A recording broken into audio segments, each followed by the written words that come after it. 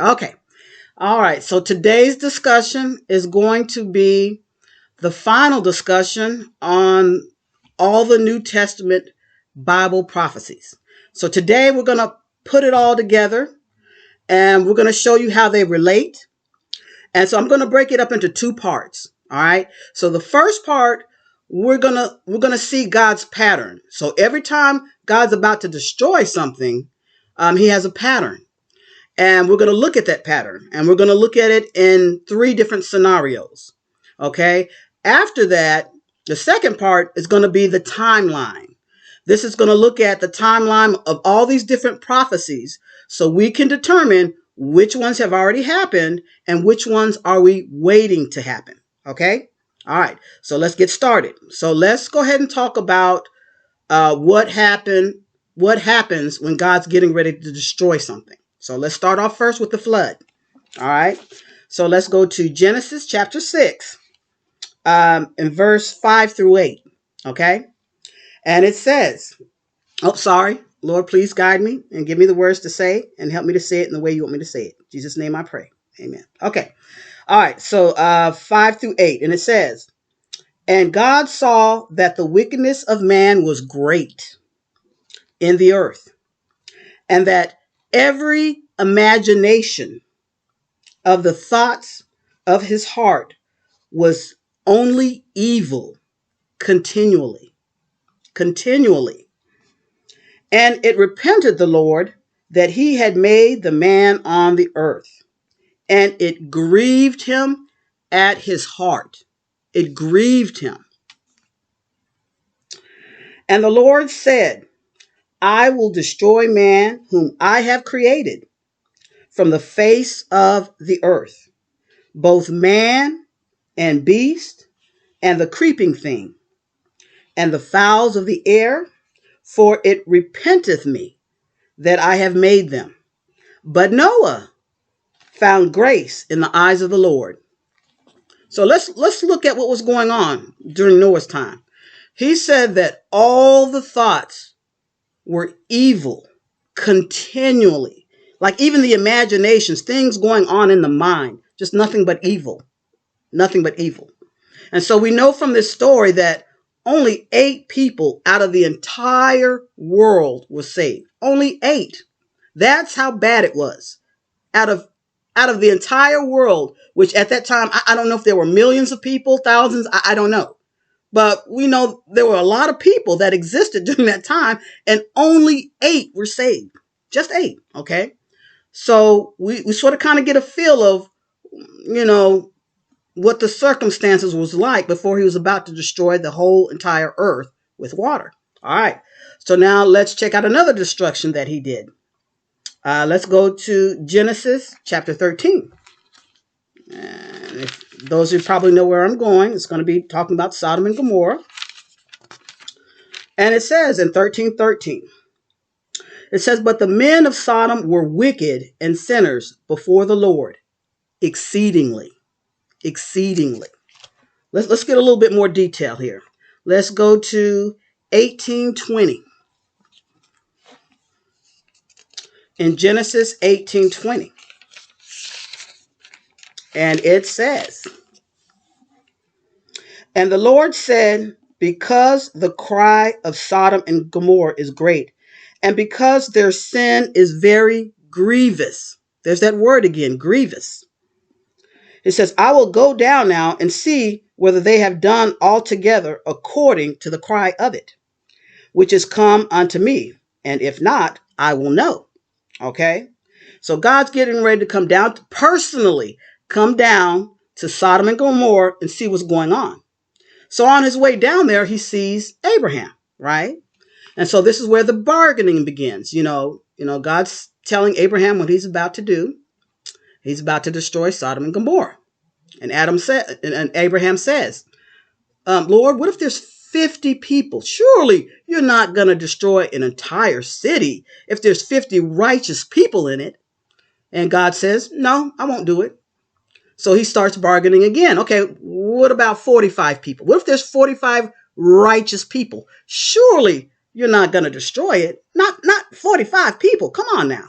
And God says, no, I won't do it. So he keeps bargaining. Then he gets down to the number 10. The number 10, 10 righteous people out of an entire city. He says, surely, if just one more time, one more time. If there's 10 righteous people, surely you will not destroy an entire city. And God says, no, I won't do it. What happens? We read down in verse 24, 19, chapter 19, verse 24. We know what happens.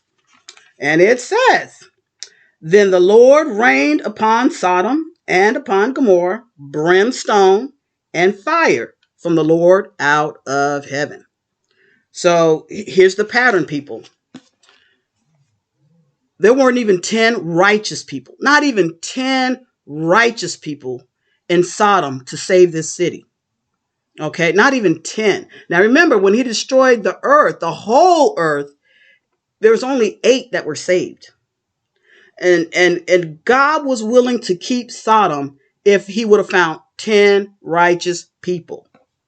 Okay, so are we getting a feel for what the world's going to look like when he's about to destroy something? Okay, so let's move forward. All right, so we already know about the Jewish nation. Okay, we know about Jerusalem. We know that in the first century, it was completely wiped out. It was destroyed. Okay, and if we go back, I already did a lesson on this one on the abomination of desolation, talking about how the city of Jerusalem and the temple were completely destroyed. But if you read in Deuteronomy chapter 28, I believe it's verses 58 through 68, God says, if you do not obey me, this is what I'm going to do to you. I'm going to, and it's very detailed. Actually, we'll go there real quickly here. He's very detailed on what he's going to do. He says, if you don't obey me, and again, these are the Jews. These are his chosen people. And he says, and this is what he says. We'll go ahead and read it real quickly here. And that's Deuteronomy chapter 28. Here we go. Starting in verse 58. It says, if thou wilt not observe to do all the words of this law that are written in this book, that thou mayest fear this glorious and fearful name, the Lord thy God, which is all of it's written in caps, then the Lord will make thy plagues wonderful, and the plagues of thy seed, even great plagues, and of long continuance, and sore sicknesses and of long continuance. Moreover, he will bring upon thee all the diseases of Egypt, which thou wast afraid of, and they shall cleave unto thee. Also every sickness and every plague which is not written in the book of this law, them will the Lord bring upon thee until thou be destroyed. Again, he's talking to the Jewish nation, his Jewish people, the Israelites, or as we know them, the Hebrews. Okay. And it says, ye shall be left few in number, whereas ye were as the stars of heaven for multitude, because thou would not obey the voice of the Lord thy God. And it shall come to pass that as the Lord rejoiced over you to do good and to multiply you, so the Lord will rejoice over you to destroy you and to bring you to naught. And ye shall be plucked from off the land whither thou goest to possess it. Again, they're going to possess what is now called Jerusalem. And the Lord shall scatter thee among all people from one end of the earth even unto the other. And there thou shalt serve other gods, which thou neither nor their fathers have known, even wood, even stone, which we all know is idolatry. And among these nations shalt thou find no ease, neither shall the sole of thy foot have rest. But the Lord shall give thee there a trembling heart, failing eyes, and sorrow of mind. And thy life shall hang in doubt before thee. And it says, moving down, 68. And the Lord shall bring thee into Egypt again with ships, by the way whereof I spake unto thee, and thou shalt see it no more again. And there ye shall be sold unto your enemies for bondmen and bondwomen, and no man shall buy you. Okay, so this is what God says is going to happen unto the Jews if they disobey him, which As we know, it did happen. First century, the things that they were told not to do, they were doing. They were following other nations, doing the things that God said was abominable. Okay, so now we're going to see where that prediction comes true. Okay, so Daniel also prophesies it in Daniel chapter 12:7. He says that the power of the holy people will be scattered. That actually happened, first century.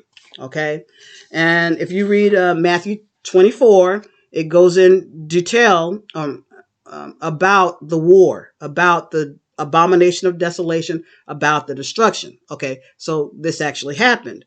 But you have to think, before he said that he was going to do all this thing, what was the state of the people? What was going on? Well, it was a lot of sin. It was a lot of things that they weren't supposed to be doing, like they were prostituting themselves in the temples.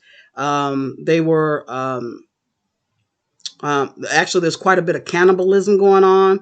It was just it's a lot of mess that was going on at that time. And at that point, God said enough, and so He punished them, just like He prophesied that it was going to happen. Okay, so now we're going to bring you to the final time. Okay, so in 2 Peter chapter 3, it talks about the destruction of this earth, the destruction of heaven, and the destruction of earth. Okay. So we're going to go to that. All righty, real quickly here. 2 Peter chapter 3.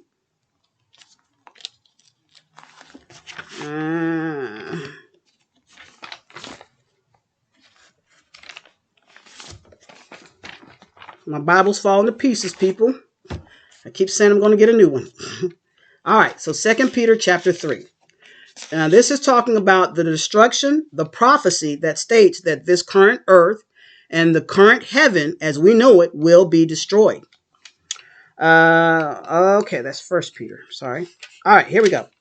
And it says, but the day of the Lord will come as a thief in the night, in which the heavens shall pass away with a great noise, and the elements shall melt with fervent heat. The earth also and the works that are therein shall be burned up. Okay, so written as plain as day. And again, I know that the Jehovah Witnesses say that it's not going to happen, that it's a metaphor. No, Bible is pretty specific. It's pretty clear. Okay, so factually speaking, and I've already done a lesson on this about the destruction of heaven and earth. I've already done the lesson, but factually speaking, there is currently in the earth's core a great big ball of fire. Okay, that's where the volcanoes are coming from. Okay, and that's how we even know that it exists, because those volcanoes are evidence of this ball of fire that's currently in the earth's core right now as we speak. And if the Bible says that the earth is going to be destroyed by fire, guess what, people? The fire already exists. It's already in the earth's core. Okay, so now we're going to focus on that same pattern that we seen in the flood and that we seen in Sodom and Gomorrah. Okay, we're going to focus on that same pattern. What is the world going to be like as far as people, in terms of people? All right, so let's take a look at 2 Timothy chapter 3. This is so we can get a feel of what we're going to be looking for. And if you hear a lot of the old timers say that we're living in the last days, y'all, we're living in the last days. And of course, we've been saying that, or we've been hearing that for forever. Okay, so let's go. The first, 2 Timothy. All right, 2 Timothy chapter 3, verse 1 through 7. And it says, this know also, that in the last days perilous times shall come. For men shall be lovers of their own selves, covetous, boasters, proud, blasphemers,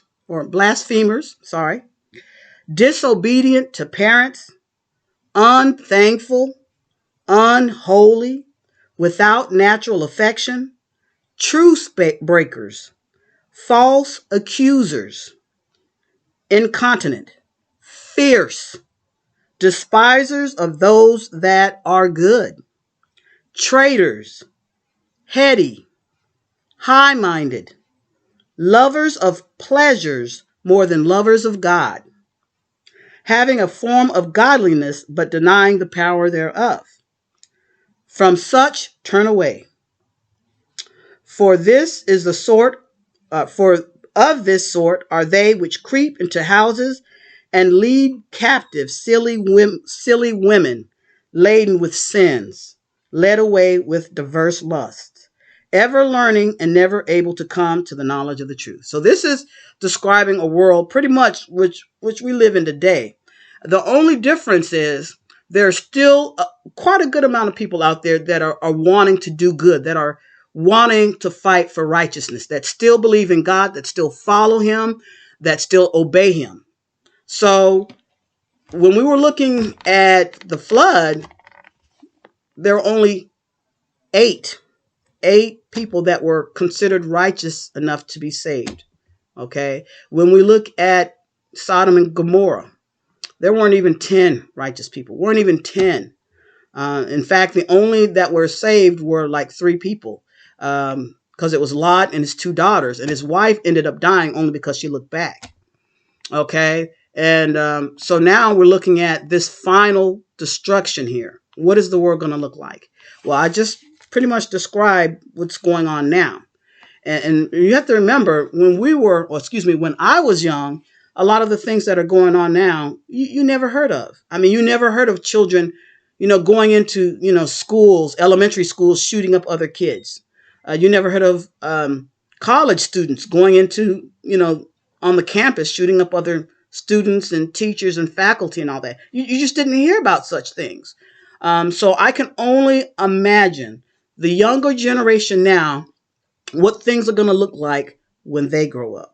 Okay. I mean, we already know, this world is destined for destruction. We already know it's going to get way worse than what it is now. So as far as what the world's going to look like, as far as people and, the evil that's going on, we're pretty much, yeah, we still got a lot of people that's out there doing good, which is why I believe that God hasn't destroyed the earth just yet, and that's why there's still a lot of people out there who still believe in God, still believe in his son, and they're still out there working to do good. But unfortunately, that number is going to decrease, and it's going to decrease greatly. I can't give you a time frame. Nobody can. We don't know what the world's going to look like 5 years from now, 10 years from now, 20 from now. We don't know. We just don't know. All right. So now we're going to start on part 2 of the lesson. We're going to give you the timeline. Okay. And this is going to wrap up all those Bible prophecies that I've already talked about earlier. Okay. And I'm sorry with the hand motion thing. Sorry about that. Ha! Okay. So we're going to start in Luke chapter 21. And I'm just going to go down and I'm just going to give you the timeline. All right. So Luke chapter 21 and verse 12, it talks about the disciples being martyred. Okay. Which we already know. We can read that in the book of Acts. Those same disciples that Jesus spoke to, that he told and prophesied, you guys are going to be brought from synagogue to persecuted from synagogue to synagogue. And he told them this. This is what's going to happen. You're going to be brought before governors and kings, and they're going to persecute you even unto death. Okay. So that's Luke 21, chapter 12. All right. Next event. He talks about the soldiers encompassing Jerusalem and that there's going to be a war. All right. And that's Luke 21, chapter 20, verse through 24. He talks about this war. And remember, when we talk about the abomination of desolation, we're talking about not just what happens after the war. We're talking about some rights of the Jews that are going to be taken away. But that's going off topic. Let's stick to the timeline here. Okay, so we got the martyrs. We got them being persecuted. Then we got the soldiers coming to encircle Jerusalem and cause a war. Then we got in chapter 21, verse 23, it talks about tribulation and it's talking about wrath. Okay. Then we move down to 24. It's talking about the abomination of desolation when the city of Jerusalem is treaded upon. Okay. In chapter 21, verse 25 through 26, where it talks about the signs that's going to occur before Jesus' return. So that's with the sun darkening, the moon not giving her light, the stars falling from heaven, the earth being shaken, all those things, again, right before Jesus' return. All right, next event. Then verse 27 through 28 in chapter 21, it talks about Jesus' return. You're going to see him return. All right, now we're going to move down to 31, and it talks about, God's kingdom. Okay, this is Jesus coming into his kingdom now. Okay, and that's verse 31. All right, so next event, verse 32 of chapter 21. Jesus gives you a time frame of when all this is supposed to happen. Everything that I just went through in the timeline so far, he gives you a timeline.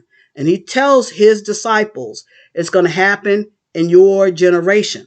So he was speaking to them first century that it's going to happen during their time. And it did.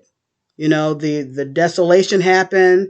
That was already written about. That you can find that in historical books. You look in Jewish history books and Roman history books. It already happened. Okay. All right. So now we're going to move on to Revelations chapter 20, and we're going to look at that timeline. Again, we're finishing from one timeline, and now we're starting on the next. All right. So in Revelations chapter 20, and please forgive me if I'm going too fast. Revelations chapter 20. And in verse 5 through 6, it's talking about that first resurrection. Remember, the first resurrection, what's supposed to happen is Jesus is supposed to return, pick up those that belong to him, and then he reigns in his kingdom. Okay? So in 25, this is where it's picking up at. And it says, but the rest of the dead live not again until the 1,000 years were finished. This is the first resurrection. Okay, so now we know that once he gets into his kingdom and he's picked up those that are his, and remember, during his resurrection, the first resurrection, there's a judgment. Jesus gets to judge. Again, you'll read that in Matthew chapter 25. It talks about him when he sits in his kingdom that he's going to judge. He's going to judge to see who makes it to heaven and then who makes it to hell. Okay. So now we're picking up and it's talking about his resurrection. And then after 1,000 years after that, okay, what happens after 1,000 years after, he returns and he's picked those up and he's reigning in his kingdom after 1,000 years? We go to verse 8 through 9, and it talks about a battle, this huge battle that's supposed to come. And it talks about his beloved city. The Bible does not specify what that beloved city is. I take it upon myself to assume that he's talking about Jerusalem. Now, this part we know has not happened yet. We have not heard about any huge battle that goes on where all the nations are involved. All the nations send their armies to go against this little bitty group in this beloved city. Okay, so we haven't heard about that yet. So from that, I can take, okay, that hasn't happened yet. I know that has not happened yet. All right, so let's go on to the next event. All right, so the next event after this great deception happens and this battle happens at this beloved city, in verse 11, it talks about the passing away of heaven and earth. Okay, so we already know how heaven and earth is going to be destroyed. It's going to be destroyed by fire. So right before this destruction happens, we know that there's going to be this war, this battle at this beloved city, and it's going to be against the saints of God. We already know that. All right, so now we've got the destruction of heaven and earth. That's the next timeline. Okay, after that one, in verse 12, it's talking about Judgment Day. The great white throne judgment. Okay, so after the heaven and earth has passed away, then there's judgment. There's Judgment Day, and it's the final judgment. Okay, and this is the one where the dead will arise and all stand before God and be judged. Okay, remember the first resurrection, Jesus did the judging. Okay, now the final Judgment Day, God does it. It says we stand before God. Okay, So moving forward, so verse 20, verse 13, it talks about that resurrection. Okay. All right. So now we're going to move down to chapter 21, verse 1. And what is it talking about now? It's talking about a new heaven and a new earth. Okay. So obviously, we're not there yet. We're not there yet. But that is supposed to be the reward. Okay. If you look in 20, verse 15, the punishment is going to be that lake of fire. But the reward is going to be the new heaven and the new earth. Remember, the first resurrection, the reward was heaven and the punishment was hell. Well, according to Revelation chapter 20, verse 14, hell is going to be cast into the lake of fire. And the final death, which we went over death, we went over the lake of fire already, that is going to be the second death. You know, there's going to be no more death as we currently know it. It's going to be the lake of fire. That's going to be considered the second kind of death. You know, and that's being tormented day and night, or just tormented every single day in this lake of fire. Okay. All right. So there we go. There we go. We have that timeline. Now, again, we already know the new in heaven and new earth. We're not there yet. We know Judgment Day hasn't happened. We know from reading in 1 Corinthians chapter 15 that Jesus is going to give back his kingdom to God. He's going to give it back to God after death has been conquered. So we read right here, this is when death is conquered, obviously at the new judgment, at the new, or excuse me, not the new judgment, at the final judgment. Okay. So hopefully, I hope that I helped to break it down for you, the sequence of events where we're at. Again, we know we had that war at the beloved city that hasn't happened yet. The destruction of heaven and earth, the current one right now, that hasn't happened yet. The new heaven and the new earth, that hasn't happened yet. And of course, the final judgment and the lake of fire, that has not happened yet. All right. So hopefully today this gave you some insight of exactly where we're at as far as the New Testament prophecies. And again, if you will go back at your own time and just look at the scriptures for yourself, the ones that I referenced. I may not have read them word for word, but they're there for you. Okay? So hopefully this has enlightened you some. And just have a wonderful day. All right? Peace, my people.